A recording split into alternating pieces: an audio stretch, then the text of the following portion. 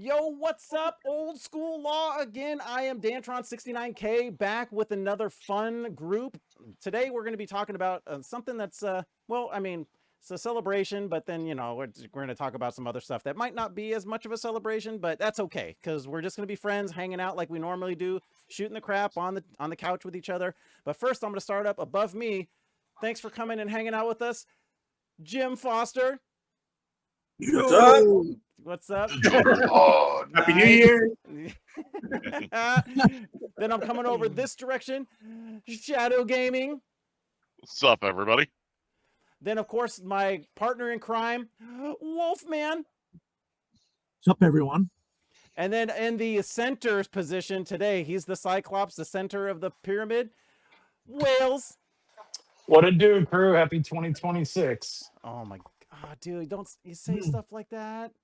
I try to be positive, and this is what happens. Oh, gosh. Wolfman, I'll go back to being negative. My bad. We like angry whales. Angry. Yeah, Angry, we yeah. needed All right, those I got my rant. positivity out of the way for the year. I'm good. Now All we can right. just be raging whales. Oh, my gosh. All right. Hey, Wolfman, what brings this ragtag crew together? Well, that's a good question there, Dantron. So this show is basically, I think, three fundamental themes.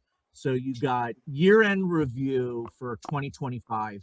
And with that, we could talk about all the positives and negatives of this gaming year, as well as go over maybe a few of the games that we really enjoyed playing, we thought were our favorite games, and the games that kind of just like sucked for 2025. And then also, what is the gaming industry going to look like this coming year in 2026? Lots of things, lots of buzz and scuttlebutt in the air, like tons of things happening in the PC gaming community, lack of RAM and like all sorts of stuff, AI and Nintendo doing Nintendo stuff and Sony being a bitch and lots of things to talk about. So I don't think we're going to be hard pressed to not have things to discuss on today's episode. Oh my gosh. Yeah, I mean, so I'm just going to start it off just real quick. We'll start going around. Thanks for the intro, Wolfman. So Cool. let's raise it hands. Who thinks they know the best-selling console of the 2025 year? Show of hands. Best-selling console. It's kind of a no-brainer, but Jim, what are you thinking? Switch too. You know what? That's a close second. Close second. Anybody else got another guess? Wolfman? My guess is PS5. PS5. But here's this. So, all right, let me go over. I got a couple of facts that I looked up real quick for this year. So PS5 themselves, they were number one, but you got to think about this. PS5 was out for the entire calendar year, whereas the Switch only came out. When did it come out? Was it April? No, I thought it was. I think April's when they did the announcement, and then wasn't it like June or? I think it was end of May, early June. They've only like been early out, summer. Yeah, they've only been out for like 6-7 months. So I don't have the data specifically on how many were sold. I didn't look all that stuff up because I didn't really care. Coming in a far third place is, of course, the Xbox Series X and S. And that's mainly because, we'll just go into that. So segue 2025 consoles, best-selling consoles. Dude, what the heck is Xbox doing? I mean, like, talk about a total diabetic foot being blown off. I mean, like, what when it comes to their hardware division, do they just decided like I just don't care about this whole entire group. To me, that's what I got. Dude, it rips my heart out because I was there at the beginning, OG Xbox, and then just to watch them pretty much just go, screw those guys, we're done. And I'm just like, it's literally the reverse of the 360 and PS3. The circle has come around. They shot themselves in the foot, and that's all it is. And that's a shame because, like you, I am an Xbox. I love Xbox. I rarely touched a PS3. I just recently started messing with the PS4. Okay, so I'm going to jump in here for a second. So, Please. if you're looking at it at a gaming perspective, what is going to make somebody buy a Microsoft machine this past calendar year? All of their exclusives have gone the way of the dodo. So you can, matter of fact, I'm staring right at my Gears of War Reloaded for PS5.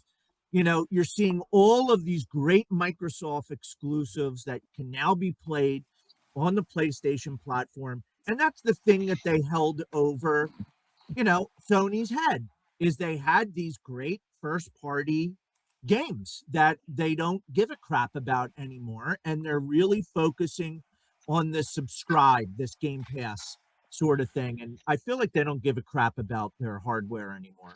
They're more interested in selling the Software. subscription. Yep, the software. But now, Wolf, I'll say this though. Yeah, they brought their stuff out. They brought their stuff to multiple consoles. They brought it to Steam. They brought it to PlayStation. There's some talks that Nintendo might start having stuff, but that'll be talked about later. But the fact is, let's face it, they haven't come out with any original or anything original for them this year. I mean, that's their that's what shot them in the foot. Starfield? Well, that was this year, right? No, that was 2024. Oh my gosh. Wow. They didn't have anything. Soul. Yeah, and the sad part is, like, they're like, oh yeah, we've got all these great games coming out. We have Gears of War E-Day. No date. Cool. We got Forza Horizon, what, 6, 5, whatever, in Tokyo, in Japan. I think it's but that's coming out in 7. February of this year. And on PlayStation. Yeah.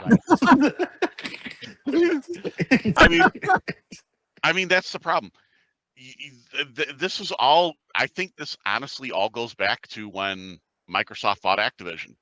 They're like, well, we can't keep everything console specific, especially when we just bought out Call of Duty, Blizzard, Diablo and all that. They can't just do that. That would make them look shit. So let's just do it to the entire library. All right. So I want to let somebody else talk, but I have a thought on that. Jim Wales, you got something? So here's a question: How much is the Steam machine gonna cut into their stuff? I mean, Well, there was supposedly some footage showing that Microsoft was supposed to be doing something along the lines of integrating Steam Store with them, but there wasn't any official announcement. And if something like that happened, it would have been big. But Steam made their own box.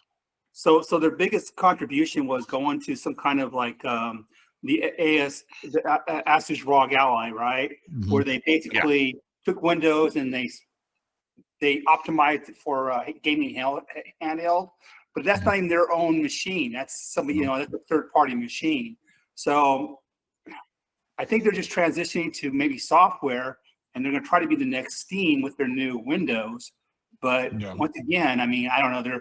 They acquired all these properties, and that's what they're going to do. I don't know how much of a winning combination that's going to be.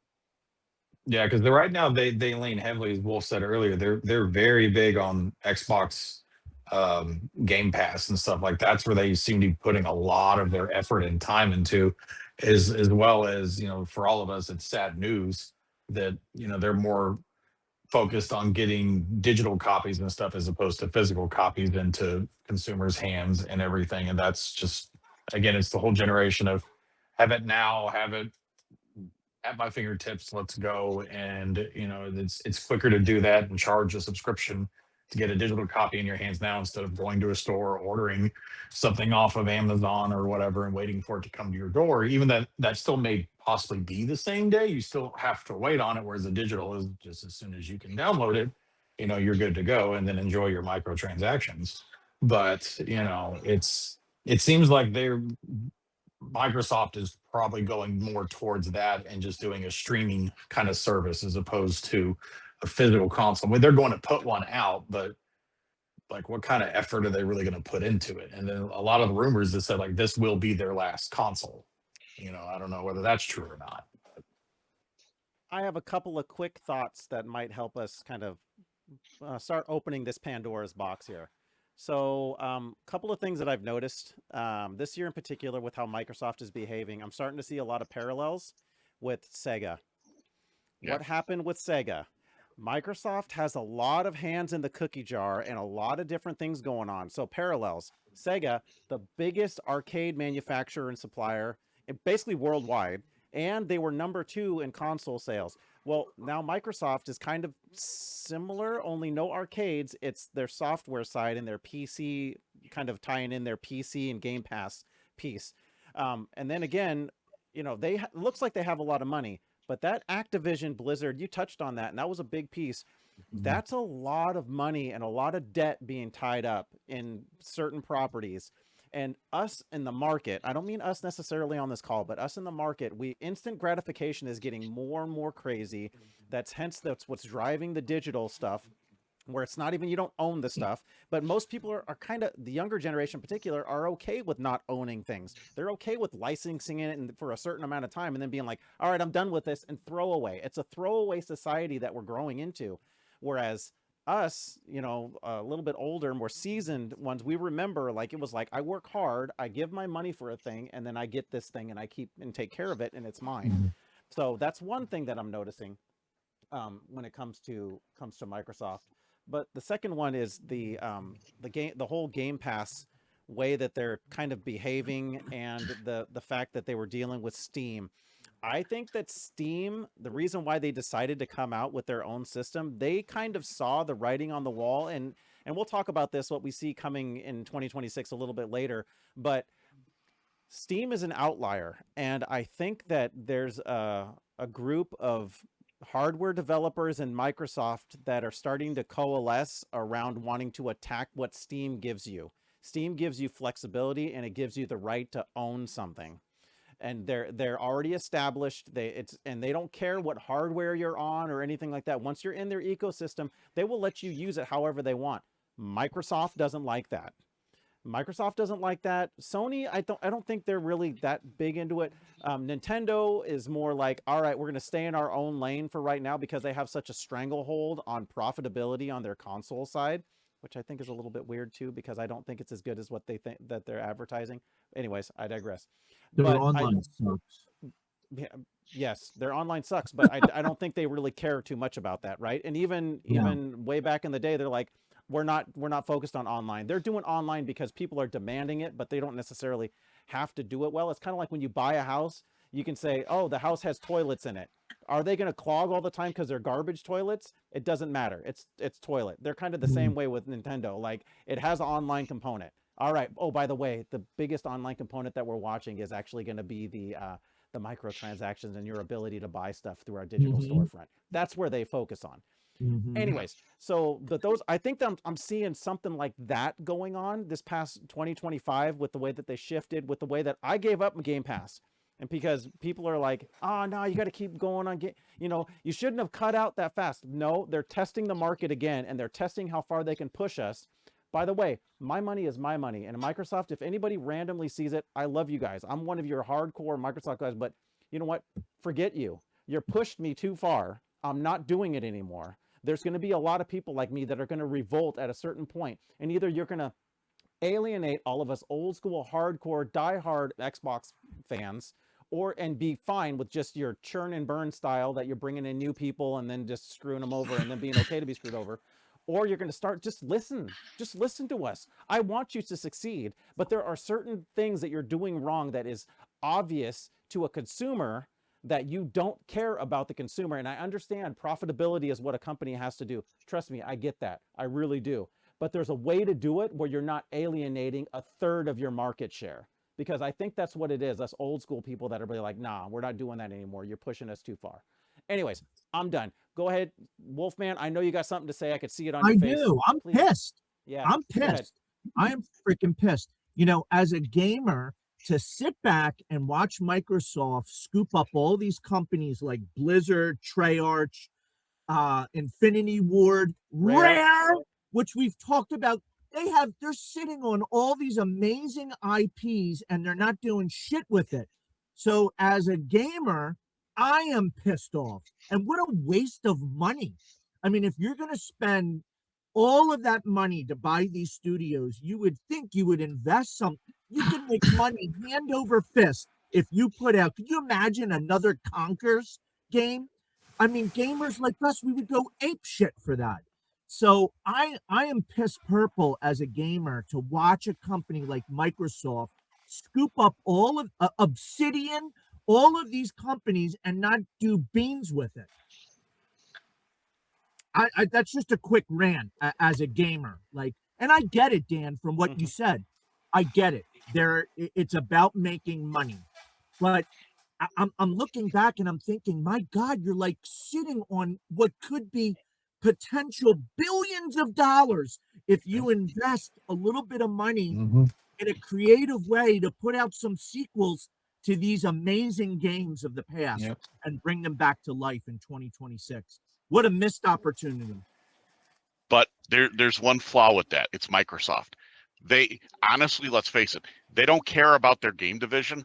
All they care about is Windows in Microsoft Office.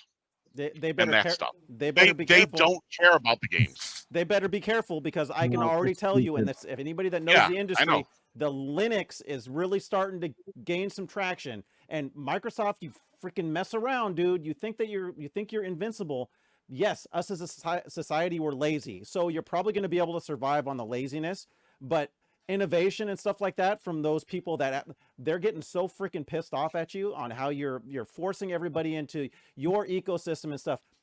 The fact that, okay, I'm looking at you straight up now. The fact that you're trying to tie in anybody's availability to get and even log into their PC that they purchased, you're trying to tie that into your software where you control if they can log into their own personal PC. That's going to get out there to more people that are going to understand what I'm talking about, and you're going to have freaking hell to pay. So stop it.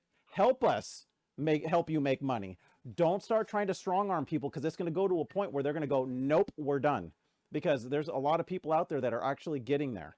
So anyways, I don't want to, 2025, this is a great year in a lot of ways. So let's talk about some of our favorite pickups for 2025, you guys. So and it doesn't have to be game wise. It could be software wise. It could be, like any kind of a new piece of hardware that you got, something fun for yourself. And Jim, what was your favorite electronic pickup for 2025? Well, good question. A couple of things. One of the things is I got back into emulation kind of things, right? And it's the cheapest way of basically, playing things that you maybe didn't get a chance to play or anything else. And I know emulation is not the same as the hardware and the real type of thing, but I would say emulation is kind of cool. But like I'll give you an example. I'll give a shout out to Bearded Man software. I got on my ROG Ally. I've got his stuff done, and CoinDrop Customs put it in there. So now I can play maybe thousands of games on my ROG Ally, which is awesome. Like I said, basically, I don't know, PC game wise, here's the thing that's a little bit different. I do like, I'm looking forward to in 2026 a game that I know no one really cares about, but I do. And it's basically Heroes of Might and Magic Golden Era. Oh. And I know it's kind of like, it's kind of make it cerebral and makes you think a little bit. And it's a strategy game. But I mean, that to me is what I'm looking forward to. I played a little bit of the demo. It goes all the way back to Heroes of Might and Magic 3, which is kind of cool, which was the best of the series.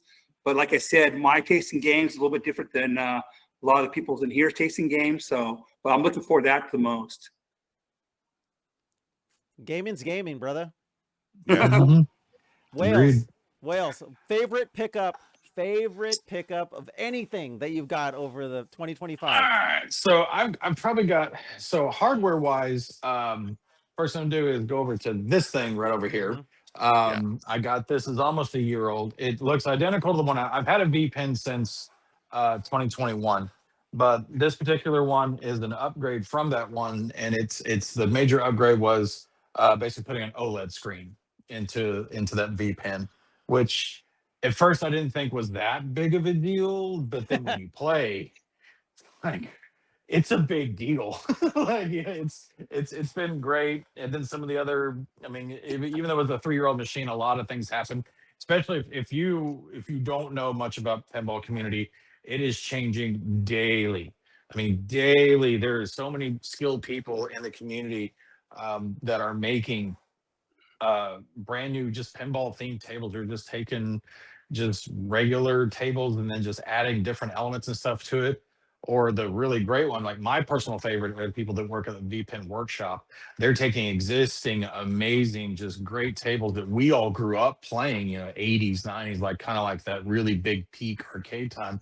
And they're taking those tables that already existed virtually, but now they're upgrading them, giving them better lighting and getting better effects, better art to upscale into these TVs and stuff that go in them, and so they're just amazing tables, and I'm excited for it. I'm excited to learn how to add stuff to there because again, every day new tables come out. So I've got plenty of room to add more on there. I've already got 2,000 tables, but I can add more. But that's the first thing I'm happy about from 2025. The second thing, then I can't take that obviously in my hands, but I was able to get a ROG Ally X, my first handheld gaming device since PSP, which holy bejesus was a long time ago. And that's the only handheld I've ever owned in my life. And I love PSP. That got me through college, like straight up, not gonna lie, third shift job. That was my iPod before there were iPods and stuff. Like I had music on it, I had games, you had the UMD movies. I mean, everything. I love PSP. Well, now you have the ROG Ally X. And kind of piggyback on what Foster has, Bearded Man Gaming, I used his card and stuff in there. So I mean, I have everything up to I have PlayStation 3 games that work in there, and I've been able to learn and add my own games and play them. And I take that to school. So whenever I have some downtime at work, I've got I mean, it's hefty, but I like that. If it feels good, it's not light. I mean, I'm not going to drop it, but I mean, it plays great, has great effects to it, a good little screen on it. I've got protection all over it and stuff. So it's been great. So those are my two hardware things that I enjoyed. In terms of, I guess, pickups game wise, I've really enjoyed. Thank you Xbox, because I never owned an Xbox and I was in love with the Gears of War franchise. So now that I'm able to play Gears of War and it's remastered and everything, haven't beat it yet, but I've gotten through halfway through the campaign. I love Gears of War. It's such a good game, such a good franchise, and I look forward to playing the first 3 even now with emulation and seeing how that whole story goes, because I don't know. I never played it. Wait for 2, man. Oh, I know. Oh, Yeah. 2 and 3 are both great. Yeah.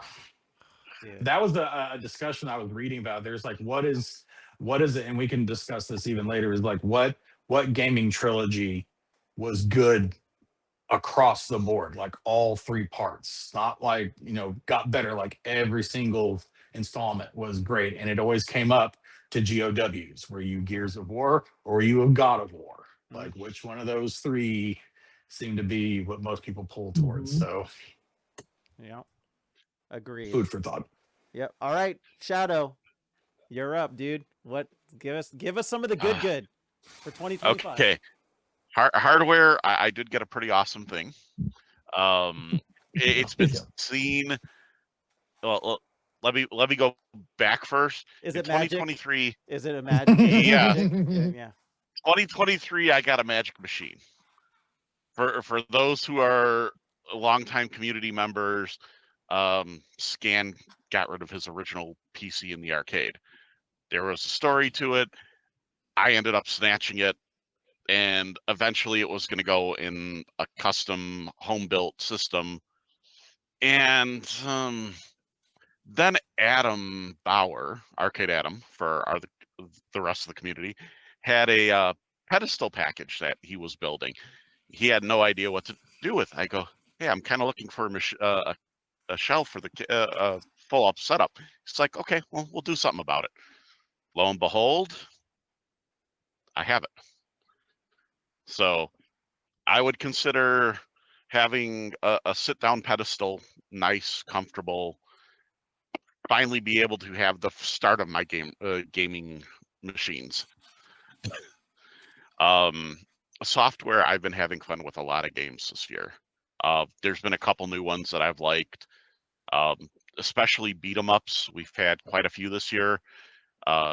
G.I. Joe, Power Rangers, the Marvel Cosmic Invasion. I don't call it a beat 'em up, but the Terminator game, it's side scrolling like It's a run and gun. the others. It's a Yeah, run. yeah, Yeah. run and gun. It's very Contra-esque. But Mhm. but it's one of those. We've had a good series of games that goes back to the old nostalgia. Now I'm going to probably get a laugh here because one of the games I've been playing the most recently was a game that came out probably July, and it's beyond stupid. It's literally a firefighting simulator where you can play with your friends, going through house fires and everything, and just putting them out. It's one of those cooperatives that make you have a few laughs at the worst possible times. Hey, drop the name. What's the name that people need to know? Yeah, you can't just say, "Hey, I've been playing this great game," but you guys don't know. Yeah, it's hold on, let me pull it up real fast. It is Firefighting Simulator Ignite. Oh, all right, there you go. Okay. On My Steam. son, yeah. What platform? Steam. My son, I bought on their Switch. He got Airport Firefighter Simulator. Yeah. And he plays that, and that's equally fun. So I get it. I totally get it. And those are pretty fun games if it's something like that interests you and stuff. So don't Yeah. feel shame. Those are good games. Dude, you got me interested in it because I would run around and I'd be like, "Oh man, you know what? We need to get Trip Dog to get it because then I can be like, he's like, hey, I'm back in this area, I can't get out, and I'll be like, what are you doing all the way over there? We're all over here. Oh well." Trap We'll and now he's we'll stuck in a respawn room you. full of fire. We're putting out this fire. Why Yeah. are you over We'll there by the respawn you. building? We specifically said, let's come over here, dude. And then you're like, hey, I need help. I'm like, where are you at? Like on the other side of the. All right. It's okay. It's all right. Oh my gosh.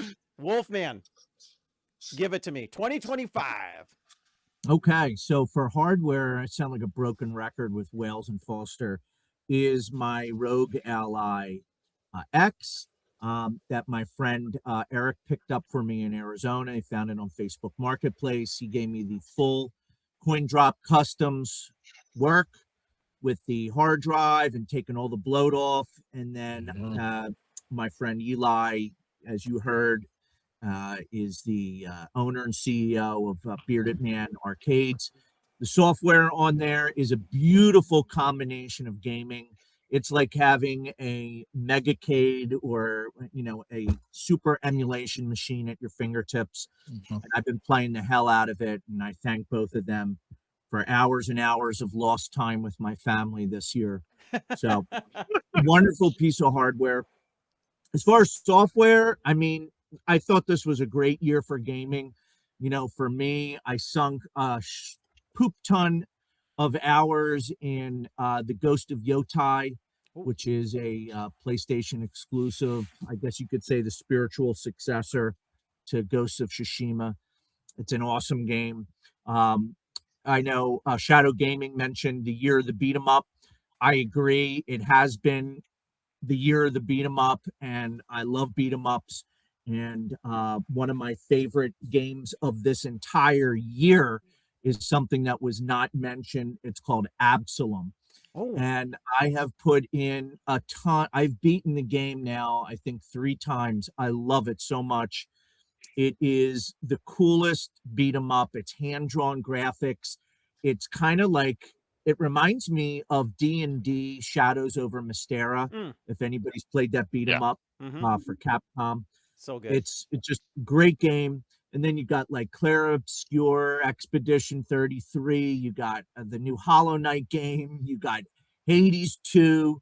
My friend Bill, everybody knows him, Bill Rimmer, has been playing a game called Arc Raiders that I've been looking at on YouTube. It looks like a ton of fun. I mean, there's just so many. There's not enough time in the day to play all of the great games that are out. And Wales and I, a couple times this year, we've played Teenage Mutant Ninja Turtles, Splinter in Time, which is Splinter Fate. Splinter Fate. Splinter Yeah. Fate, yep, which is a cool like co-op Great. kind of game. Mhm.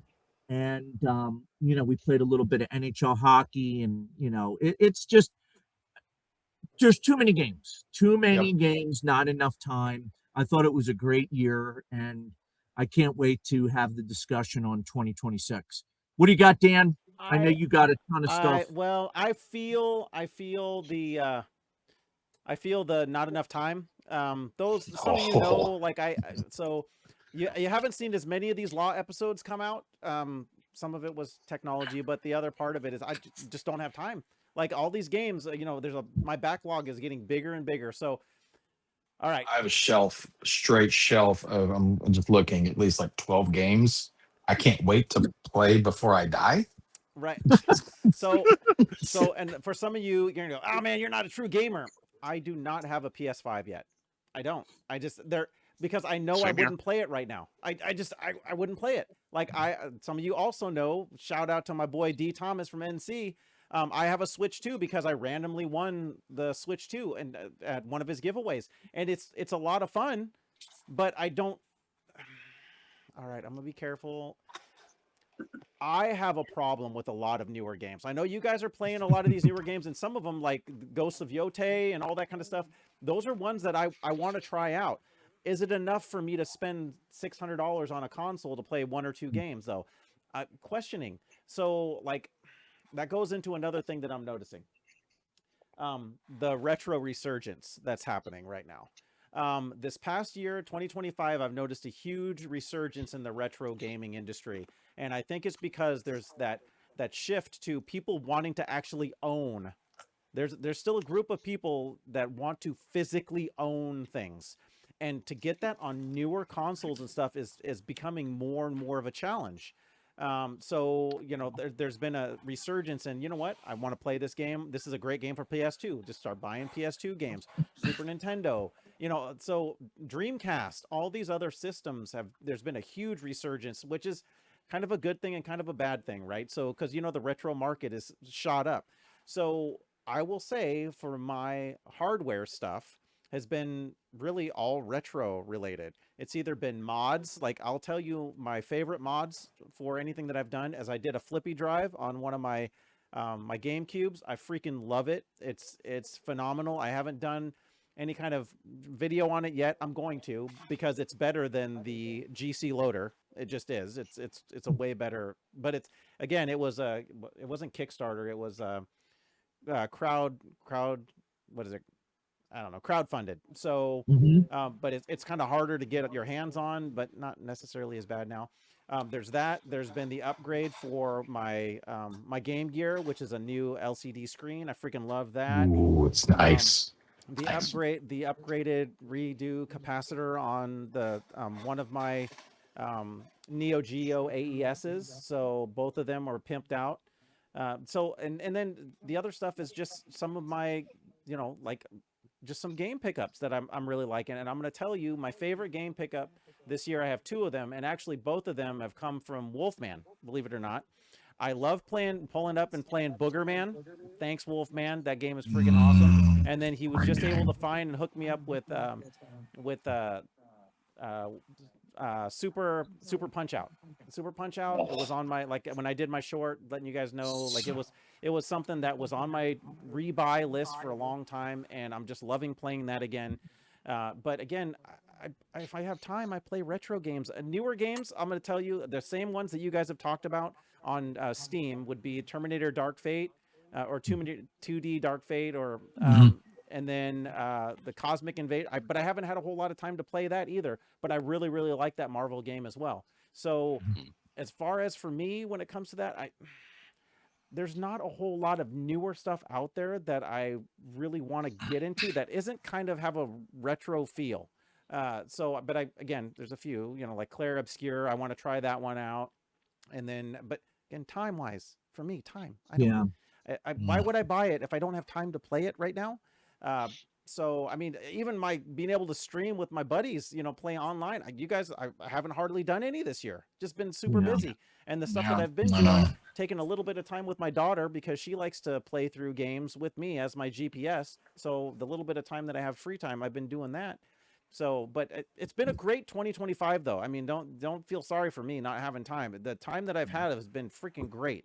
So, but for me, that's pretty much the wrap up for 2025 for me. And then I'm looking forward to 26. But does anybody else have anything that they want to talk about from 25? Yeah, I mean, you said it's. I wish I could just stay home and just play video games for the rest of my life. Yeah, It's that we whole, just need to all be retired and enjoy yeah, it's our just there because, like I backlogs. said, I mean, I'm looking at games. I'm looking straight at alphabetical Astrobot Game of the Year. Haven't even played it yet. I got the new Indiana Jones game, in Oh, that's Circle. Great, and I even got during Christmas they had the add-on levels and stuff for 25% off. So I mean, I picked that up to put on there. I've got Evil Dead I haven't finished. I mean, there's just a whole slew of games. Like I still haven't even played Mortal Kombat 1, and I'm a huge Mortal Kombat fan. Haven't even played Mortal Kombat 1 You're yet not missing and much. stuff. I know I'm yeah, not, no, you because can pass on it. I Yeah. get that, because and then I guess you can say I picked up, the Mortal Kombat Legacy collection. That's been fun. I've enjoyed that. I got it on Steam so I could use it on joystick and arcade buttons because that's what God intended, as opposed to a controller. But you play with what you got and stuff. But I mean, like it's been fun. Too many But jokes. you already have those games though, technically with MAME and everything. But I mean, it's just like you said, it's just time. I mean, I haven't even done hardly any Sunday Fundays this year. I used to enjoy doing those. I still want to do them. It's just a time thing. Like things have changed in my personal life, and now weekends are now busy, do things while you can and stuff, as opposed to just relax and chill and kind of decompress. So just trying to find that, as you say, Larson, that Stop. squishy middle ground. No, my daughter would be angry with us right now. Like if we're doing this, my daughter would be so angry right now. Oh, I'm angry Foster with it. knows I'm what's just, up. He's school I know what it teacher. is. I hear it so many times Playing in with my your balls? classrooms. Oh gosh, Yes, darn it! that's. No, it No. bled into us. No. Sorry. I look at it as a weighing scale, but you guys can take it how you like it. But That's cap. That's cap. so, but yeah, I Oh. get it. It's just time. Time is of the essence, and we all could use more of it. But hopefully, 26 can give us some of that. But we'll see. Here's hoping. All right. Here's to hoping. Yep. Hey, Wolfman, kick us off. And what are you looking forward to in 2026? And what are you not looking forward to in 2026? Open ended. We're just gonna round robin it, because this year overall I think was great. There's some issues, but this year overall, I'm thankful for still being here. I'm thankful for my friendships with you guys. I'm thankful for a lot of things. So I don't want everybody to think that I'm not thankful for this year, but this year was great, but now it's in the past. Don't live in the past, but we're looking forward to the future. So Wolfman, give it to us. Okay, let's see. I could feel like I could talk for 15 minutes on this, so I'll keep it brief. Well, first and foremost, I'm getting sick and tired of all these remasters and like bullshit like that. So I hope 2026 is we see a lot more creative, cool new IPs that come out. I'm not going to hold my breath on that, but I'd like to see that. Really, as a gamer, I am really getting tired of seeing all these re-releases and stuff, which I think a good part of 2025 was that. Mm. I know we talked about some great games, but we didn't talk about negatives in 2025, and there was a plenty. And I'll start by going back a tad and talking about how pissed I am at all the. And I guess I'm at fault. Like I'm playing a game right now called Yuka Replay Lee. It's a game that I got called Ukulele, which was a cool platformer made by a few guys that had quit Rare, and they put a lot of Conker's Bad Fur Day humor in there, and it was a fun game, but there was a lot of like mistakes that they made, so they remastered the game with better graphics, and they learned from their mistakes. So I'm playing that again, so I threw more money at that, and I feel like I did that a lot. Like I got Resident Evil 4 again, like it's like how many times am I going to get these goddamn games, I and piss money at them. So I'd love to see 2026. I'd love to see some creative new IPs. Obviously, if you're a gamer, you got your eyes out for Grand Theft Auto 6. You Next know, year. Yeah. I'm not going to hold my breath. I mean, If but it comes out. that's gonna be the game. You know, Uh, I might even take off. Hot take. I think that's going to get pushed out because I think the hardware Yeah. releases for next year are going to get pushed out too. I Not a Guess hot what? take. Hardware That's honestly a releases they're genuine saying take. is 4 years out. yeah. They're Yeah. saying the next Sony game might not be 4 years because Yeah, of all they the said RAM next. and all the hard, like getting their hands on all of these computer components that are in these consoles. They're saying don't even think about a Sony PlayStation 6 anytime soon. Cool, Which because you're I right. just found it. Dan. Yeah. So, Oh, cool. so then there I've goes that. There goes me looking forward to Grand Theft Auto 6. So I don't know. I basically I don't want to sit here and talk the whole time. So let's get somebody else. No, I get can get go get on. it out of your chest, dude. Here, Yeah, what well, what else are you just- looking just for get- 26? Yeah, dude. Talk about like I know there's some developers out there that have freaking pooped the bed too. Do you guys want to touch on any of that? Go ahead, Wolfman. Just because it's like they're working so hard on trying to be profitable, but they're doing things that are not profitable. Like look, gamers are gonna buy. Yes, they want the games, but they're not gonna buy from a publisher. Just perfect example, freaking Molyneux with what was it? Yeah. Fable, right? Fable Yep. was a great Yep. game, but it got crap. And guess what? People didn't buy it specifically because that guy's a douche. So and that's it goes to developers Yeah. too. Like like which was it that Assassin's Creed they just had a Oh, yeah, freaking breach. Oh, Ubisoft. Yeah, just like yeah, Ubisoft, yeah. Ubisoft. I mean, they had such a great name, and then Division happened, and then all this other stuff. You know what I'm saying? And they've just been constantly Rainbow Six Siege and all this stuff. They've been just sliding. Like they're gonna freaking die here soon. It's a good thing they were bought out by a yeah. I don't. Go ahead, Wolfman. Well, Keep I going. mean, I like that you mentioned that. That's a great kind of niche, like game, Fable. I love Fable, right? And you're right. And that guy is a jerk. If you ever heard his interviews, he's the biggest tool bag in the world. But I got to call out Nintendo. I mean, Nintendo is sitting on all of these amazing IPs. I mean, you're telling me that all you've given the Nintendo Switch 2 fans is Mario Kart World, which, by the way, is not nearly as good as Sonic Racing Cross Worlds. That's a way better or 8 racing Deluxe. game. 8 Deluxe is better too, in 8 my Deluxe opinion. Yeah. is better. I love- yeah, yeah. Absolutely. 100%. So you got Donkey Kong Bonanza and you got a Kirby Air Ride. Oh my god. It's another re-release. Wait, what? Kirby I didn't Air know Ride. any- I'm not even mentioning that. I And was then you I was got going to the other two. the new Really? Metroid Prime. Oh yeah. Yeah. When is Which I Metro? heard is getting, it's like, I heard it's not, I Okay, heard yeah. it's Question good, is not is great. that a new Metroid game or Yes. are they like Yes. legit new? It's not Yes. some New. remastered It- stupid crap. Okay. No. It's the first-person shooter, not the Metroidvania style. Okay. It's Metroid Yep. Prime. It's a Prime. Prime. Yep. Okay.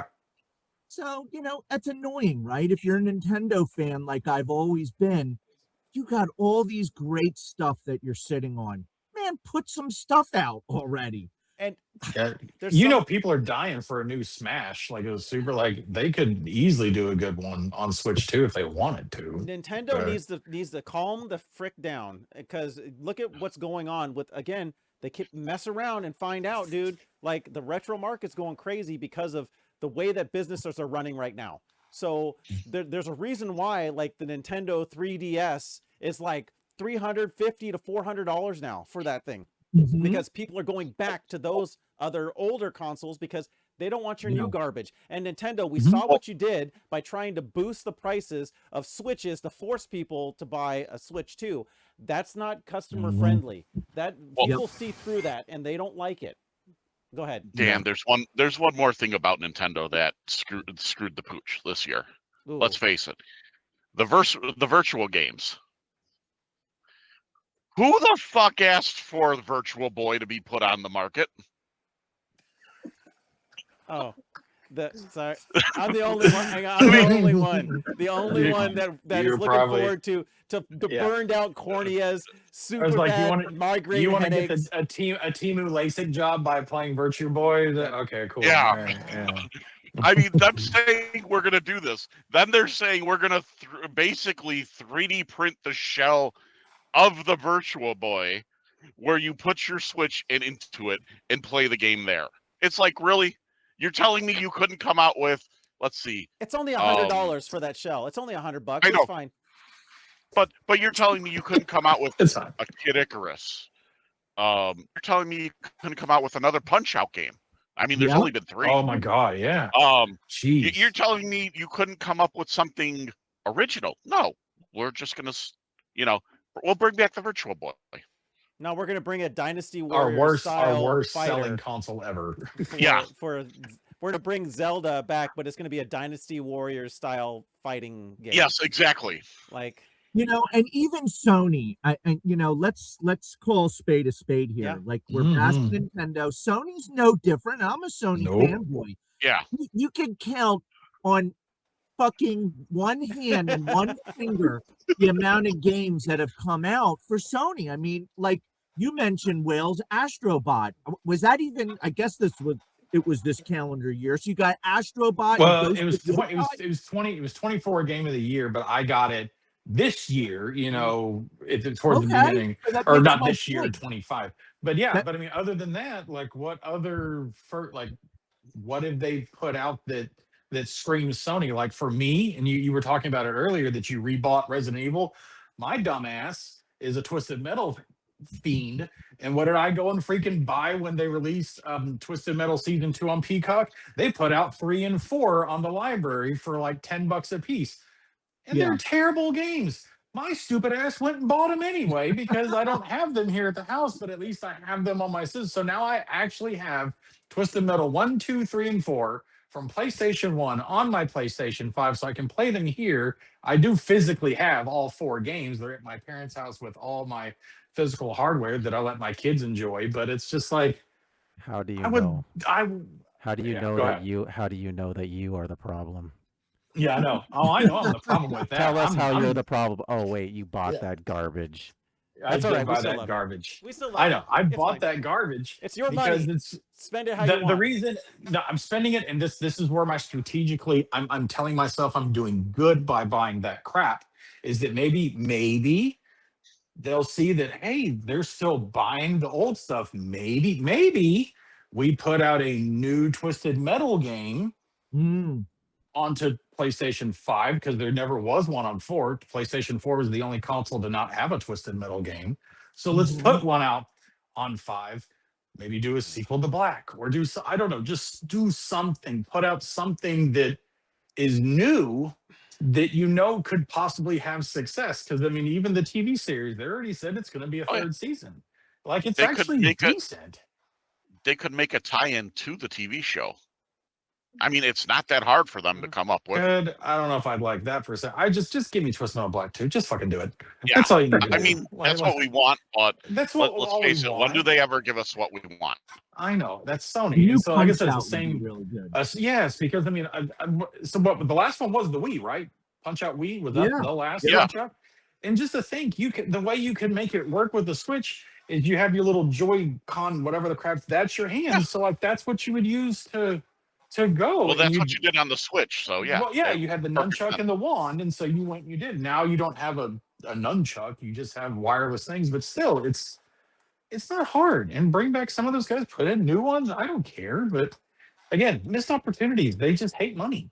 I don't understand companies that hate money. Yeah. Well, so Jim, so here's the thing too. So I'm going to shift a little bit, but we're talking about consoles and we're still going to keep talking about them. But I want to get Jim involved here because there's something that's going on right now that's really cool that I'm excited about in 2026, and it's Hyperspin 2. Hyperspin 2, I'm pretty excited about the stuff that I'm seeing on it. So are you excited about it? What are some of your favorite things that you're noticing?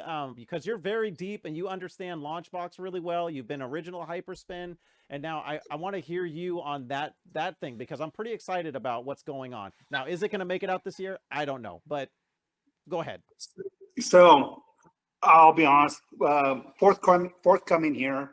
I know the developers and the lead programmer, and I was talking to you the other day, and they're really going to be doing something fantastic and awesome. And right now, I think they're getting hit on the fact that it's in beta.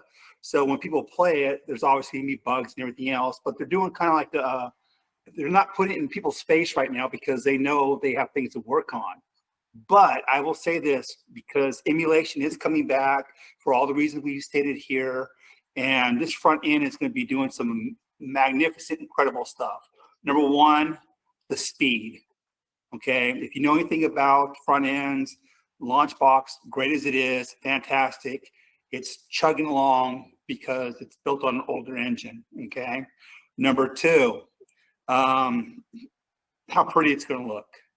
You're going to be able to make your own themes and everything else. Number three, that basically they're going for what they call DOF interfaces. So for instance, right now, you're going to be able to do marquees that are active, bezels that are active. They're going to be doing all these different plugins and stuff. It's going to be, I think, the next generation front end. Now, everybody compares it to, I know it's got the same name as Hyperspin 1.0, but people forget Hyperspin 1.0 is like Windows 7, right? I mean, it's more like Windows 98, dude. Yeah, 95. 95. And so this is made for a whole new system and stuff. Now, XP. Now I'm thinking, like I said, I don't want to put words in their mouth, but I'm thinking maybe by summer they might make it out of beta.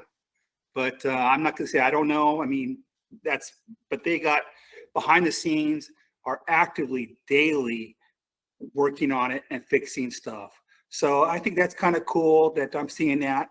I'm also seeing, like you said, in the arcade thing. I know that RPEG Electronics just did a board, and they're basically doing it's all on one board. It's got basically it does same thing as LED blinky, plus it does X input. This year, I should have mentioned one of the things I did personally that for my computer stuff is I put a Pacto board into my machine. Love it. It is so like, how can I say this? X input. Okay, so everybody's been using the old de facto iPac, right? And that's a key for any people that don't know anything about emulation or anything about our computers or anything else. An iPac, you push a button and it mimics a keyboard. But modern day games that are on Steam or anything else, PC games, use X input. So people are trying to use old technology to play newer games, because you play a newer game, let's say Marvel Cosmic Invasion, right? It's X input native. Mm-hmm. You know what I'm saying? So if you want to play 4 people, it's better to play with 4 different controllers. And what it does is the controller basically mimics on your arcade cabinet and mimics 4 controllers. So anyway, I don't want to get too technical and stuff, but I really see in the next iteration in the future, more and more things going using modern computers, modern software to play older stuff. And I think it's going to be the next revolution. That's my Yeah, when you get away from LED blinky, that's the one thing that I'll say about Ray's new stuff. There's the plus is getting rid of LED blinky. That is like a house of cards, and it's great when it's like a lion that you have caged. This is for anybody else that doesn't know. It's like a caged lion where you've trained it and it performs really well, and it's great to look at and beautiful. You have one misstep with that lion and the whole entire crew dies. Like, yeah, so you screwed up once, you become Roy, it's and not it's just quite, Siegfried. it's not quite rocket launcher level, right? You know, like anybody that knows emulation, it's not quite as bad as rocket launcher, but if you can get rid of LED blinky and still have the functionality of LED blinky, freaking awesome. But there's another drawback. It's great that it doesn't have LED blinky, but each individual game at this point at least has to be mapped independently and individually. Yep. And that's Like its a own lot file. of freaking time. Whereas Yeah. the LED blinky is well established. You can pull the file that you need, drop it in, and like 99% of games are going to work just fine for you. So that's the trade-off. I am a huge fan. I've been on Pacto now for over a year.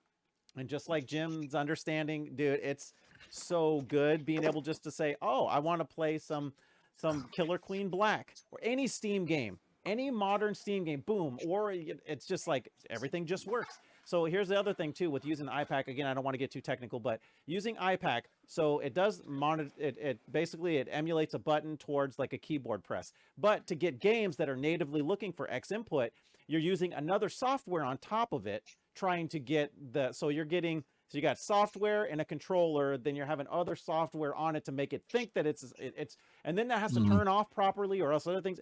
So it, again, emulation is fun, but you got all these different car manufacturers and you're trying to take bits and pieces of a Yugo and put it inside a Ferrari, and sometimes they don't work right. So that's just it. But I loved, and I wanted to touch on this too with you, Jim, specifically because you are freaking on the forefront on a lot of this stuff. You're so forward thinking on, let me try this. I'm going to try this and see how it works and be like, that was garbage. This is good. So that's why I wanted to touch on that. And thanks a lot, dude. Cause that's real quick. One of the things I noticed too, it's kind of like, here's where we're on a forefront and stuff.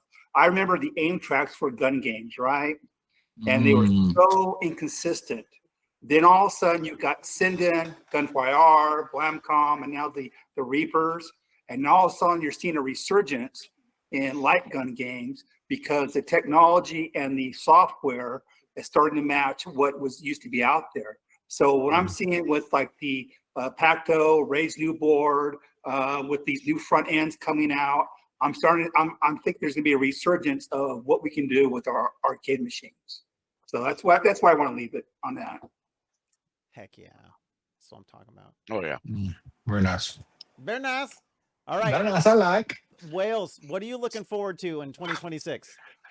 So I'm looking forward to some games if they come out, though. I'm not going to hold my breath because right now, GTA 6, cool, I guess, whatever. Last GTA I played was 4. I have 5, haven't even touched it, but again, for those that don't know, I went a decade without gaming, so I had the whole place, the end of the PlayStation 3 life and all of PlayStation 4 and the first part of PlayStation 5, those 10 years, I didn't play any games. So I'm it's new to me now and stuff. But GTA 6 comes out, cool. You know, don't have to have it, but I mean, I'd get it just to play with you guys if we all end up getting it or whatever. But that's off to the side. Another game I'm looking forward to. I hope it comes out. I touched on Twisted Metal Black. That was made by a company called Insomniac. They are currently producing the new Wolverine game for PlayStation 5. And of all the comics that are out, X-Men has always been my favorite. And of course, my favorite character has always been Wolverine. So to have a true game from some of the leaked footage and some of the gameplay we've seen, it's very, very gory, very brutal. It kind of reminds me of the best Wolverine game ever made, which was X-Men Origins Wolverine, the uncaged version for PlayStation 3. Game that was better than the movie, you know. I'm looking forward to the Wolverine game. As Shadow pointed out, since I didn't have an Xbox, I never really got to play any of the Forza games. They are, in my opinion, I think they are better than the Gran Turismo games of Sony. I did dabble with Forza 5 a little bit with Dan Tron and some others when we were doing truck racing and Send It across the Rams the Tanker races. Yep. But that was on Game Pass, and I got rid of it just because it just, like we've touched on earlier, it just really wasn't worth it. And then they jacked the price up on it, and I was like, it just wasn't a value. But Forza 6 supposed to come out and it'll be on PlayStation, so I'm kind of looking forward to that and racing and having some fun. Trying to think of what else that might be coming out. We had a lot of great games come out just towards the end, like Marvel Cosmic Invasion. I got it. The Terminator, got that game. Haven't played them yet. Need more time. I guess that's kind of it. I know that's a lame list. I really just got to think, because I used to be really big into sports, but it's just the same old rinse and repeat. I could care less about the Madden games and that Monopoly. That's another negative black eye on gaming, in my opinion.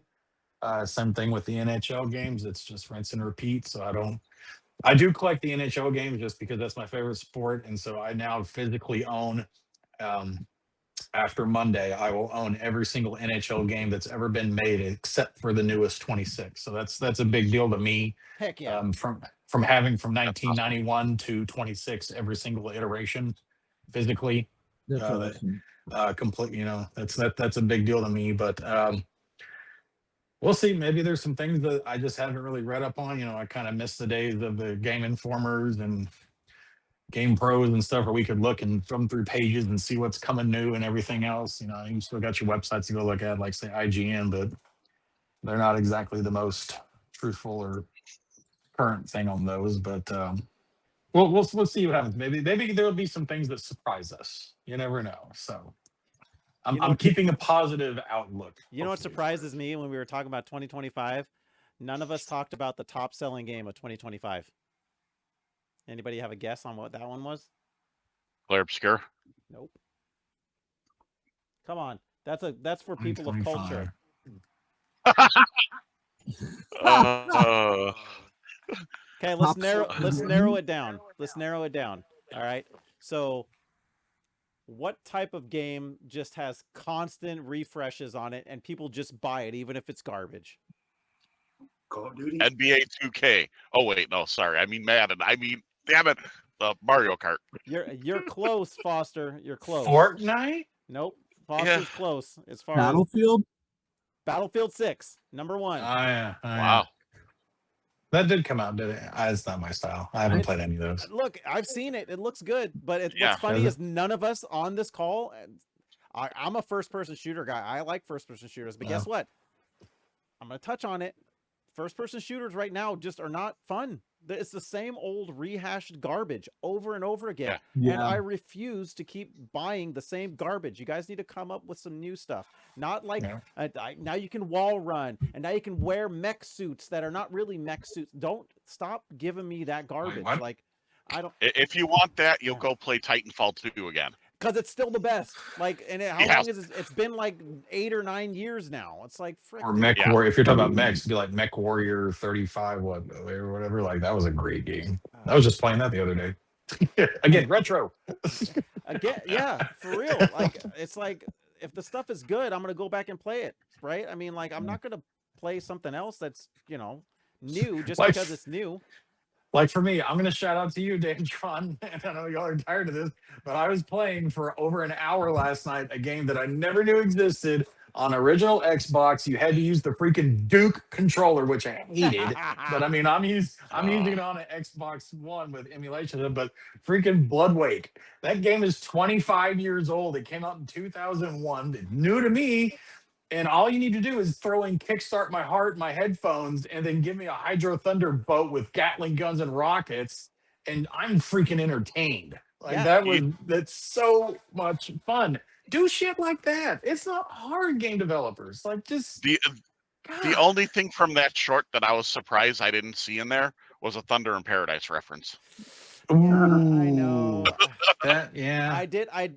Someone made the comment too, in the comment section about Thunder in Paradise, and I was like, yeah, Either there's a that, lot of stuff Larson, that's or still in that, dude.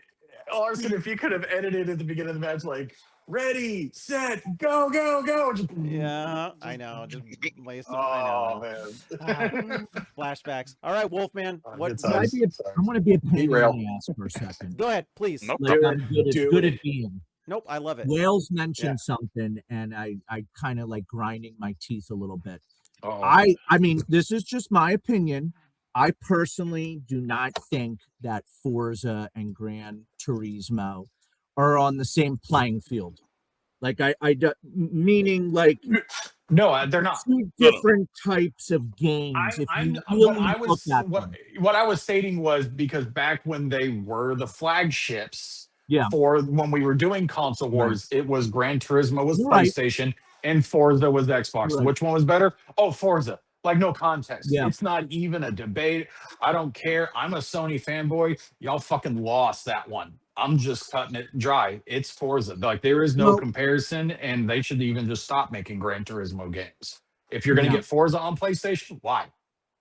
What's the Forza point? is the better racer, right? It's like Yeah. open world. It's got great Mhm. graphics. Well, but no, for no, all the Forza- gearheads, They like the great Gran- polished graphics, all the little minutia that you can do in the It's more of Gran a Turismo. simulator. It's more It of a is. simulator, That's race it. Thank simulator. you. Yeah. That's it. It's a race That's it. simulator Forza, not Yeah. arcade style per se, but it's Yeah. more of a, just a pickup Yeah. and play fun with your friends kind of thing where it's just sexier. It looks sexier. I'm going to be honest. Go But ahead, yeah, Shadow. Gran Turismo, you want to put it in there, make that your sim game. You were Go going for to say Shadow. it. Go ahead, Shadow. I know what you're going to say. Go Oh, ahead. no. Well, okay. There's two Forzas. There's Forza Motorsport, which is their version of Gran Turismo. That's their hardcore simulator. Honestly, they both have their pros and cons. I think there's a little more customization to Forza, but for the more detail oriented, it's Gran Turismo. But Horizon is literally an arcade, arcadey style game. So you can't really, I mean, you can compare them, but still same genre, but different aspects of the same genre. And everybody has, their personal beliefs, to each their own, which Well, there it Yeah. is. That's what I wanted Yeah. to say. 'Cause Yeah. I vehemently disagree with you. Wholeheartedly. I think Microsoft's technical game doesn't hold a candle to the new Gran Turismo as far as sim goes. Well, that's why they're That's just closing my that shop. personal- Like, there isn't going to be another original Forza. It's going to be Yeah. Forza Mhm. Horizon. That's it. 'Cause Yeah. they know they can't compete. I agree with you, Right. Wolfman. The two sim Yeah. ones. So what happened, what was really cool though, is I remember being back in those days, right? It was Gran Turismo, PlayStation 2 and all that kind of stuff. It was all Gran Turismo. Then Xbox came out, and when they came out with Forza and Forza 2, it forced Gran Turismo to up their game, because I believe that when the two were out, Forza, actually the original Forza and Forza 2, I think was better than any of the Gran Turismos that were out for the sim fact, because you could not only adjust like body mechanics and stuff and actually see your car with that stuff, but you can also, there was just as many of the details, but it looked better too. So, but Mhm. then Gran Turismo, which was great that they upped their game again, and yeah, out of the two, it's not even close. And also Right. the notoriety for the Gran Turismo is way more. There's way more notoriety than the Forza, but not Forza Horizon. Forza Horizon is totally different. That is an arcadey racing game, in Yeah. my opinion, with some sim customization in it, but it's not geared Mhm. towards that. So No, it's, yeah. it's very simple. Like, when I say simple, I like the click up, I'm going to pay all this money and upgrade it the best of the ability for speed, right? Or for traction. So it makes it really simple for you, which I like a lot. So, but yeah, I mean, so that's going to be fun, no matter what. If you like racing games, at least it's something out there. But they're also not trying to churn one out every single year either, right? Mm-mm. So Yeah. whereas like Yeah, Forza 5 came out how long ago? like Battlefield or Call of Duty, where they're just churning out just Yeah. random stuff every single year or every single 6 months, I'm like, no, dude, I'm not paying $70 for that. I'm not. So Yep. but go ahead, Wolfman. You got more grinding gears 2026. What are you looking forward to? No, I really don't. I really want to get on the Nintendo bandwagon. I really do. I mean, I hate to say it, but the Switch 2 is the only Nintendo console that I don't have.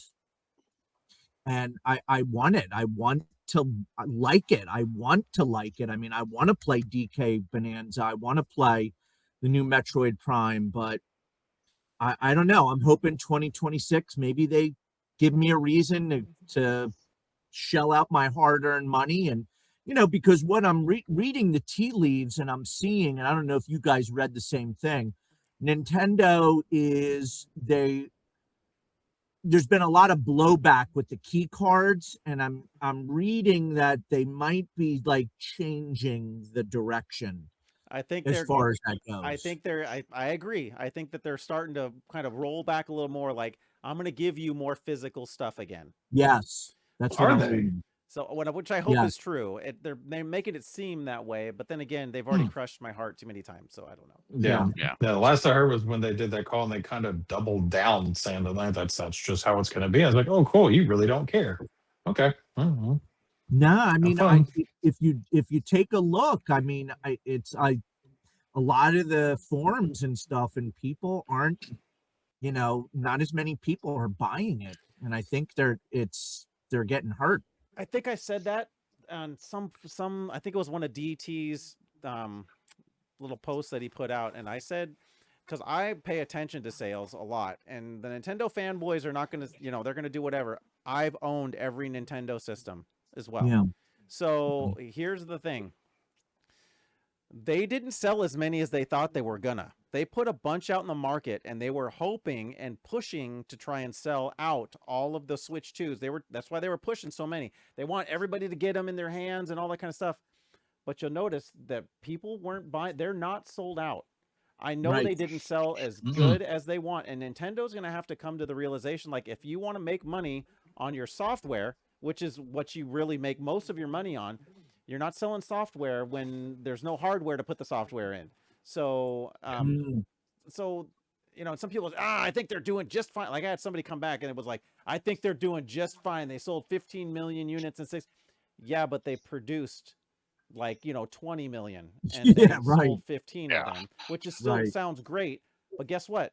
They overestimated by 5 million units. Hold on, right? So they're not doing as well as they say they are. I think they're putting on a good face, but that's why I think they're rolling back a little bit of the stuff on the game key cards and all that kind of stuff.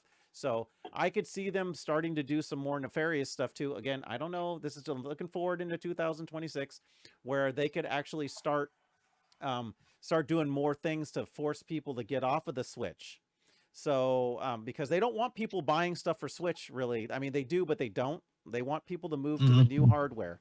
So yeah, I think there's going to be a couple of things that they're going to start doing, like, oh, you can buy this game for Switch, but the add-on content is not coming for Switch. It's only coming for Switch 2. So if you like this game, you're going to end up doing. I could see them doing stuff like that. Absolutely. They haven't announced that they're going to do anything like that, but I could see that. Like, this is PlayStation 2 exclusive content. And it's like, all right, okay, dude.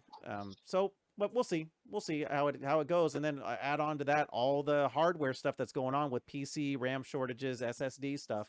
So, it's gonna be a unique market. So, Shadow, talk to me about that kind of stuff that you're seeing. Well, I'll put it this way. I've been looking to upgrade a computer.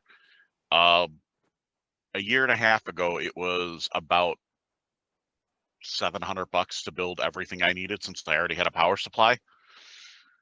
I'm looking at it right now, and minimum's about $1,800. Whoa! Yeah.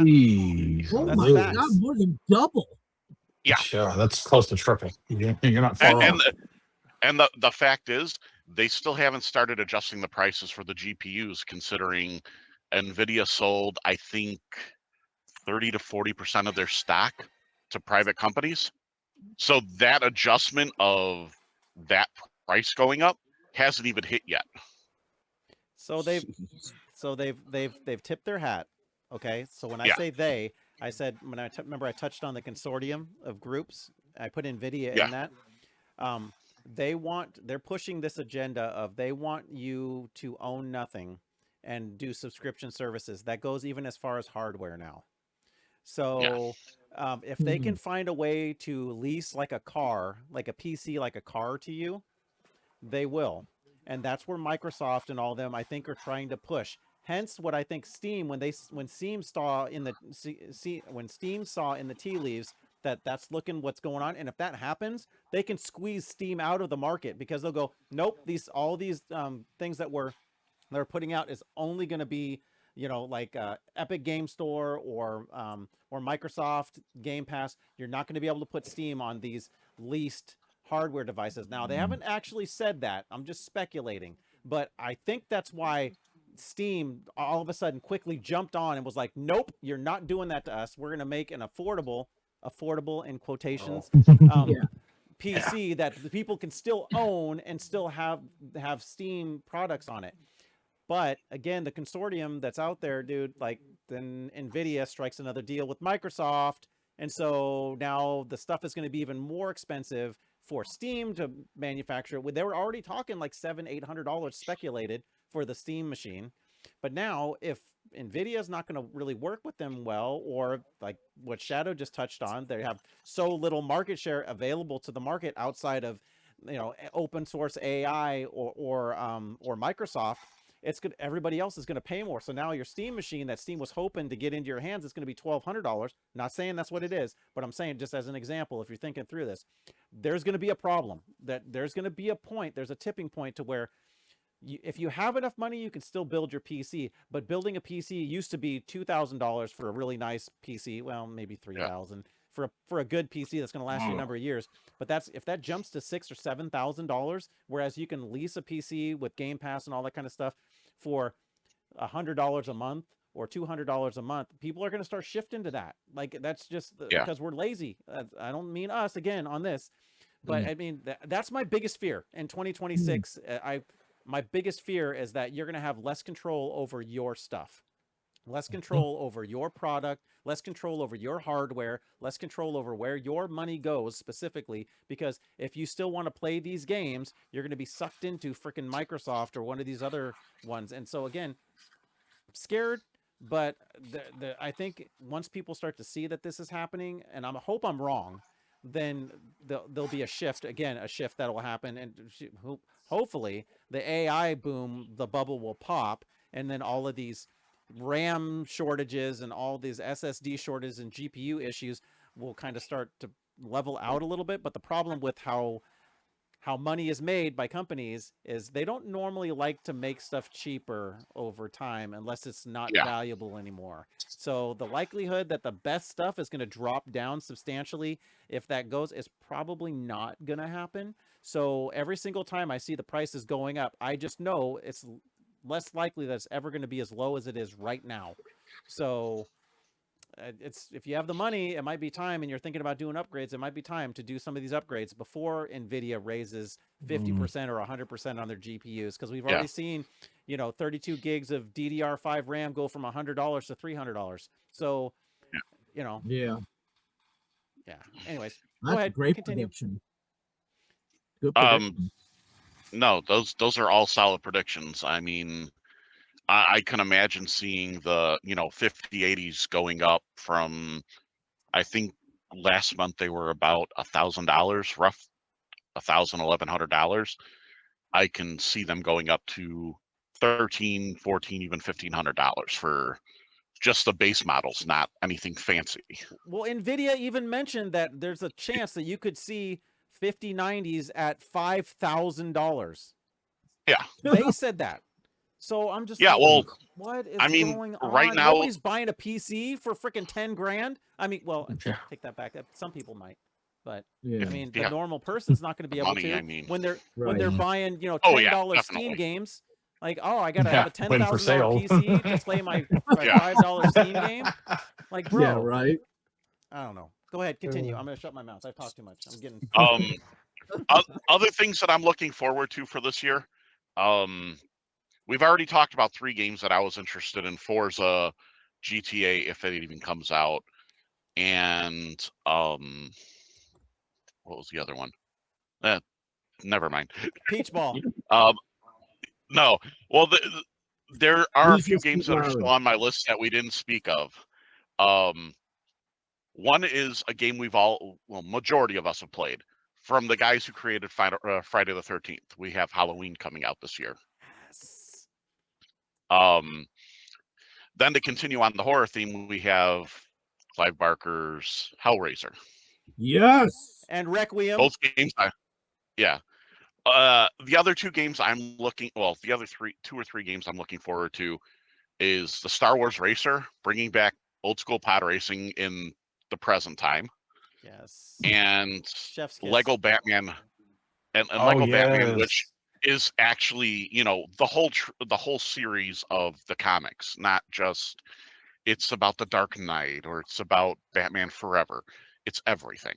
Yeah, freaking Lego games. That's like every Batman ever. I know. Yeah, I know. I'm not big into Lego games. Like for me, the Jurassic Park one, because it had all the movies all tied into one. Like that was a fun Lego game. I enjoyed that. But yeah, if you're gonna do every Batman ever and every, but the catch is it's not going to be a typical Lego game. It's not going to be going through levels and doing this.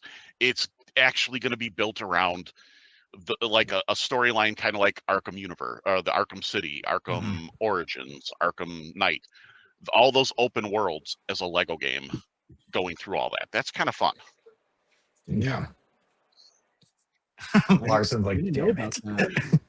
Thanks, Yeah. Shadow. No comment. That sounds awesome. I'm glad. Actually, my comment is I'm glad you're excited for it. And you know what? Gaming is for everybody. That's what I say. Yeah. Look, you spend your money how you want to spend it. Gaming, you like what you like. Gaming is for everyone, but that's what makes it so special. Some people like, Lego games, and other people, like Call of Duty and all that. But that's what keeps it spicy. I mean, the problem is that the developers are kind of like trying to pigeonhole us and not giving us like as many of the random stuff like a Blood Wake like we had back then, but Yeah. there's still a few out there that are fighting, Silk Song, that's Yep. a unique one, right? And even Terminator 2D Dark Fate, that doesn't make sense. It does not make sense now in today's market for a company to do that, but it's an indie company. So as long as we keep sponsoring the indie companies, then and hopefully they don't get bought up by freaking Microsoft, then we'll be fine.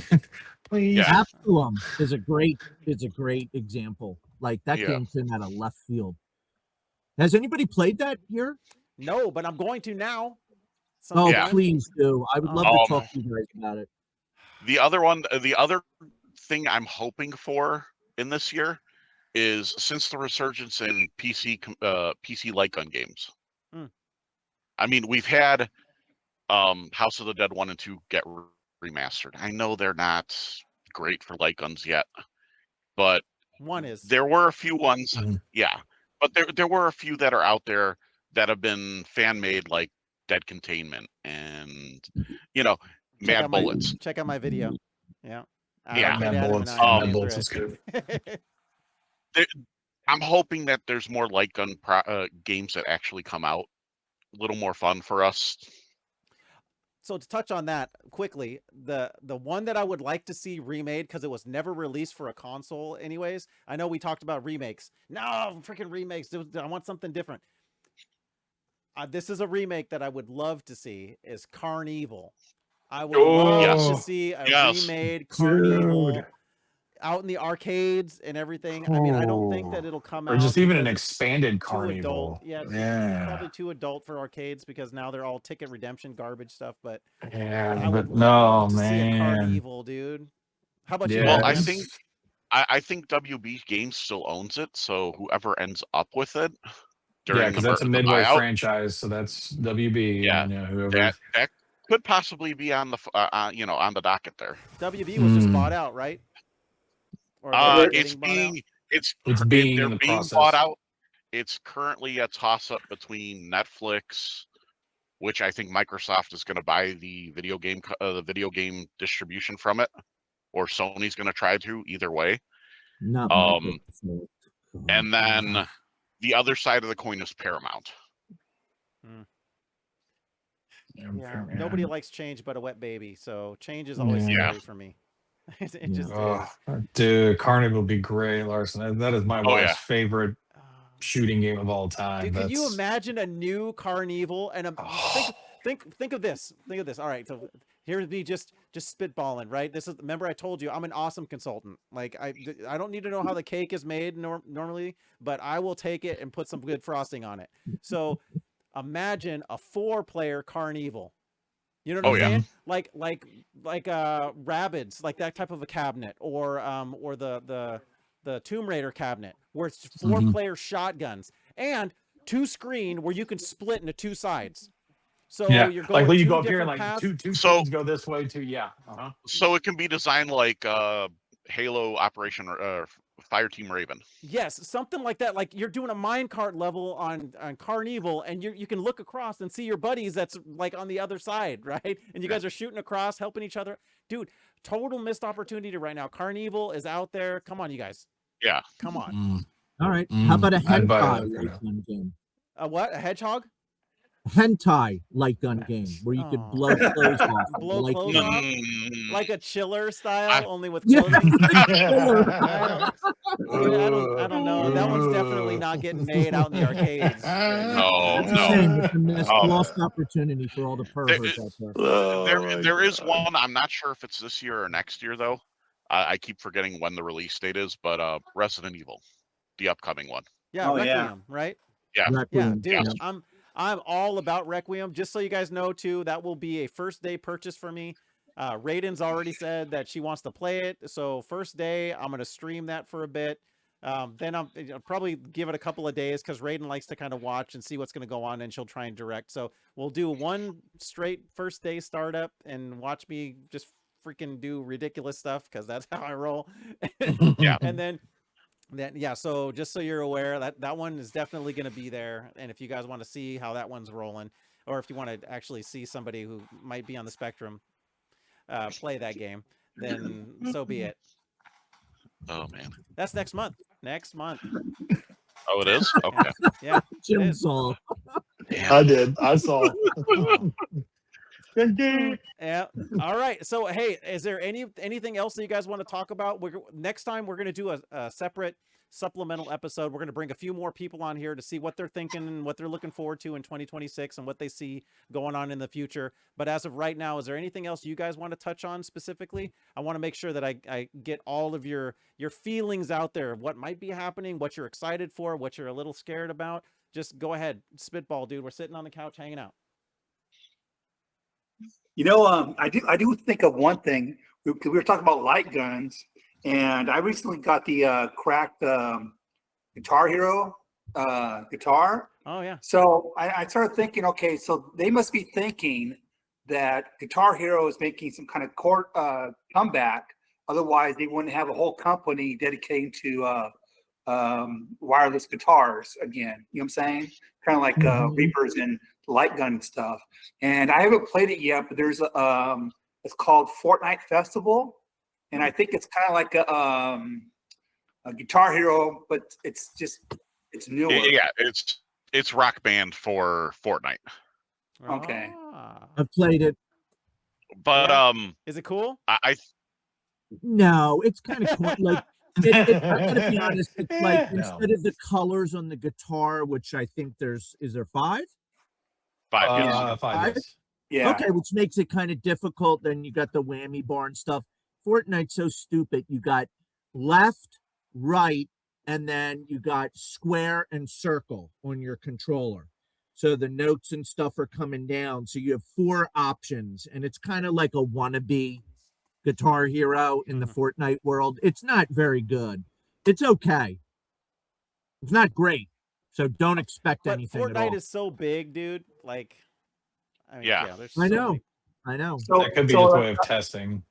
so I never played it, but just the fact that you got a whole company dedicated to coming out every 3 or 4 months with a different guitar. I mean, so I don't know, maybe some software company will pick it up and go back with another Guitar Hero comeback or something. That's what I'm Well, hoping. yeah. I mean, Microsoft. I hate to say it, Microsoft owns both Rock Band and Guitar Hero now. So, I mean, they could technically come back with something. Will they? Yeah. Yeah. Right. Will they? Will they do anything with all Well, their... Phil Spencer's originally said when they purchased Activision that was like one of the big 3 franchises he wanted to get his hands on to do something with. Yeah, to do this. Cool. Put it right Yeah. on the shelf and not talk about it. Don't even look at it again. We're just gonna sit it Like over make here. eye contact with you the Yeah, whole time. don't make doing eye it. contact. Yeah. Just take this and go right This over here. game? Yeah. Hey, That's But with- free. go ahead. I was just gonna say, I mean, because you have the free setups like Clone Hero and that, I mean, you're still able to play all that stuff, and people are still making brand new tracks to this day. Yeah, and Microsoft isn't too keen on suing people yet, but because they own all that stuff, if they decide to go rogue like Nintendo, that could be a problem too. So, Yeah. but speaking of some of the stuff that you just mentioned, Jim, do you? Because I have worries. Do you foresee BlamCon actually folding this next year? Okay. Mm-hmm. No, I'll tell you why. They're not doing the whole injection mold buying. They're doing a lot of stuff that basically is 3D printer stuff, right? So I don't think they have a lot of investment inside their stuff. I mean, like versus if you were doing like I was just talking about this cracked arcade thing, they got a company, they're buying the shells, they're paying to have all this inventory. Where I don't think Blamcom has the inventory because it's all 3D printed. Mhm. But at the same time, I don't know if they're able to actually make it big either, because once again, they don't have the infrastructure to mass produce anything ever.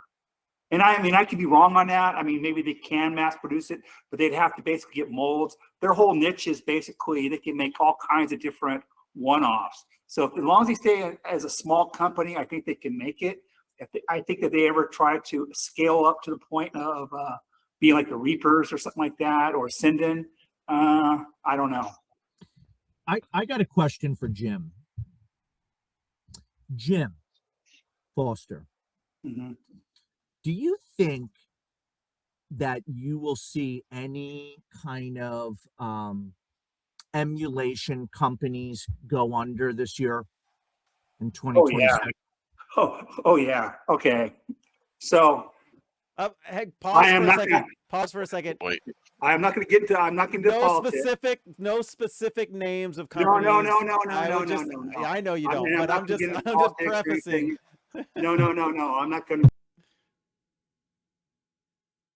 I see a problem in the fact that basically, if you're in emulation, your costs are going to go up, like we just said, with RAM, GPUs, and everything else. So the cost of just the computer is going to go up. That's number one, right? Number two, we're not. I'm not saying we're not in a recession, but people are being very frugal with their money, very frugal, and people are not going to be spending like they were 4 or 5 years ago, 10,000, 14,000. Now there are a certain niche of people that can't afford that, right? But people are not going to be spending $13,000-14,000 on the arcade experience. Mhm. I mean, I got a V-pin over there, and at the time I paid a lot of money for it, but it cost me right around $8,000, maybe $1,500 to ship it, right? So that's $9,500. That same machine probably cost about $12,000-13,000 now. So I know that the company that made it went out. And one of the things is these people are buying inventory, and they're going to have to either raise their prices, and you raise your prices in this economy, it's going to be very difficult to basically buy those type of things. Now, from the people I know, they're on inside, there has been a down market for the software sales on this kind of things, on the hardware sales. You're starting to see other companies start to fold. So in my opinion, there's to be a constriction of the market. That's just my personal opinion. The way that I see it too is the only way that an emulation, well, I can say not the only way. The way that I see it going is we're gonna have to start downsizing. The companies that are doing this still, they're gonna have to start downsizing and streamlining a $2,000 to $3,000 system. If they want to keep selling, they have to get into that window. What does that mean? That means you're going to have to either start changing the product that you're using, or change your manufacturing stuff, or downsize your warehouse or something. Because yeah, like you said, Jim, and I see it because I'm in sales myself, is like the shiny things are not getting bought like they used to get bought.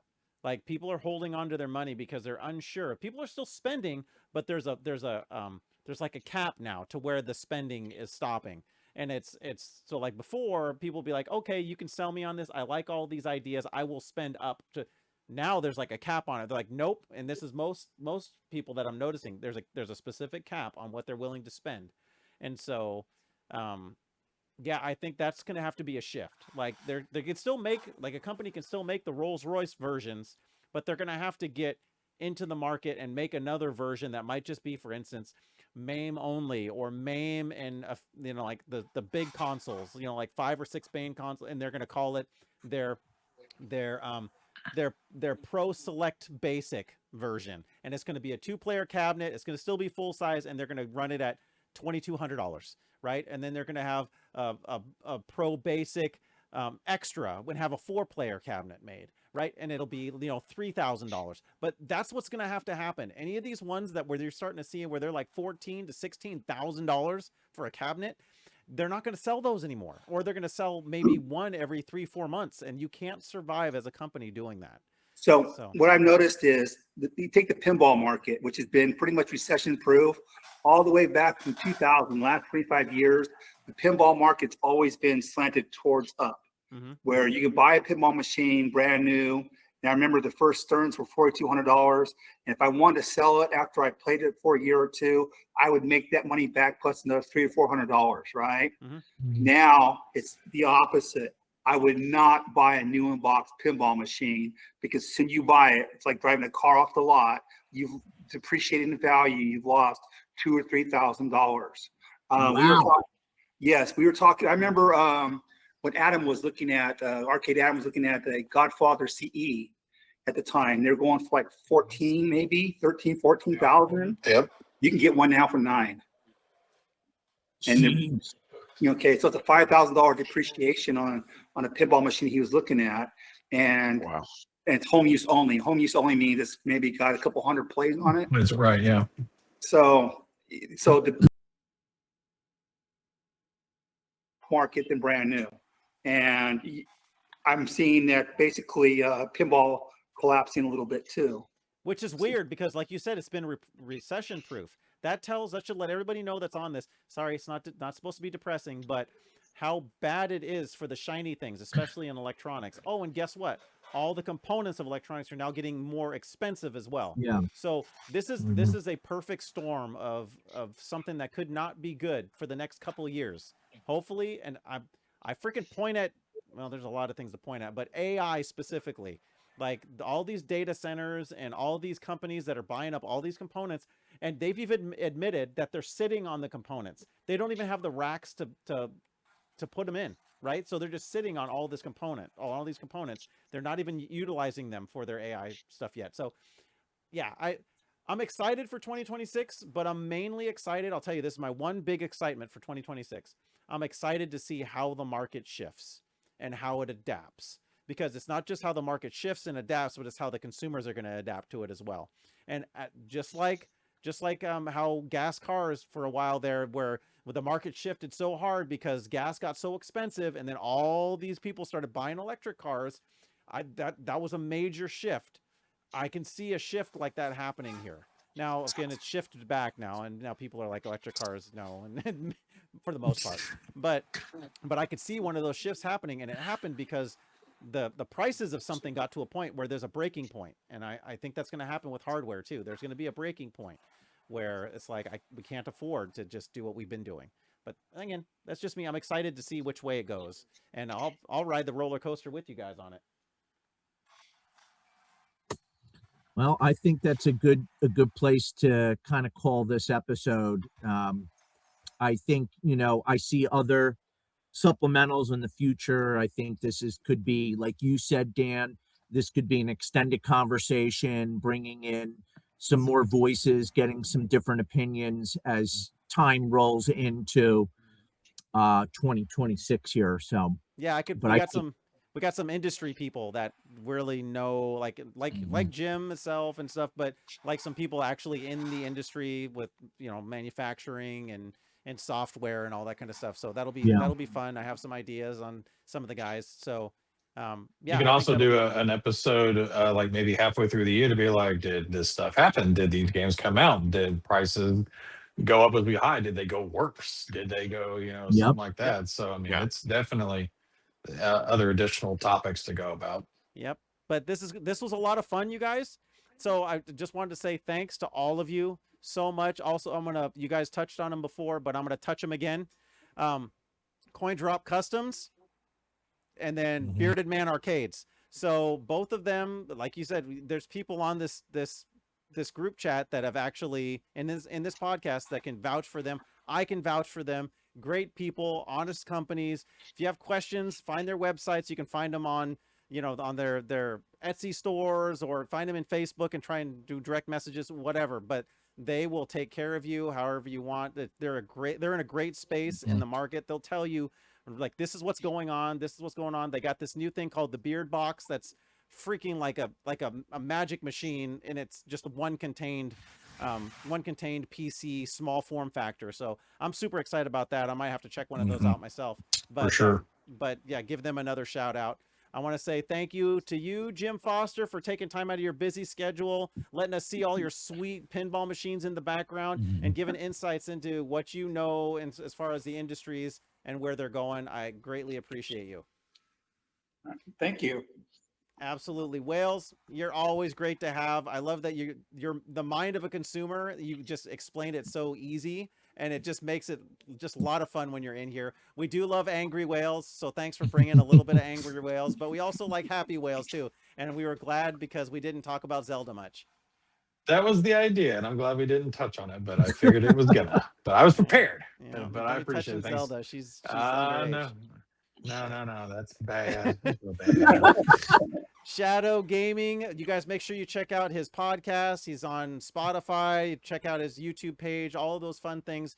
He's had some great conversations. I've been a part of them in the past. Thank you, Shadow, for taking time out of your schedule, holidays, to stop in and drop some knowledge on us as well. Anytime. And then Wolfman. What can I say? You old crotchety cantankerous man, you. No, I love just your whole thought process. I love the fact that you're able to see through, again, like what you're noticing, and then because you've been so involved in gaming for so much of your life that when you say stuff, it comes from the heart. It comes from the heart of a gamer, and it comes across very honest as always. And we feel a lot of your pain. So I just, as always, I love having you here with me. You're the yin to my yang, and a brother from another mother. And again, I wouldn't do it without Thanks, you. buddy. So I Appreciate appreciate it. you. Yep. And just real quick, quick plug for Wales. He does have a YouTube channel. Yeah. Is it That's right. Whale of a Gaming or something? Whale of a Time? Time Retro. Yep. Whale of a So Time please Whale- Retro. check him out on YouTube. Give him a subscribe. Give him a like. All these guys. I mean, we talk about it all the time. Like Dantron's got a channel on YouTube. So if you like this stuff, it takes 2 seconds to hit the subscribe button. You get to see all the cool stuff that he puts out, all the gameplays, the reviews. He's on TikTok. He does these awesome retro shorts that are about 1 minute to 2 minutes. Fun, like videos full of knowledge and facts and wisdom. And he actually And jokes. plays stuff on So the many real jokes. hardware. Great joke, funny, creative. Everybody steals his shit. So, you get to see the original content at its best. Yeah. You don't have to steal my stuff though, just so you know. Remember, the end of this month, January 31st, 2026, my 1,000 subscriber YouTube special. Find my channel on YouTube. It's going to be 5 p.m. Pacific, 8 p.m. Eastern. It's a Saturday night. Come and join me. I'm going to be doing some giveaways. I'm going to give away actual video games from my own personal collection, some of which actually have my game saves on them. There's going to be lots of people, lots of my boys are going to be there. I hope to see you guys there. It's going to be a lot of fun. You can come and hang out with me. I'm going to be streaming live from my Megacade and just taking requests. I'm going to play some fun stuff that I feel like playing just because it's my stream. So anyways, but yeah, thanks for the shout outs. And yeah, to everybody else out there, until next time. Yes. Peace. Peace.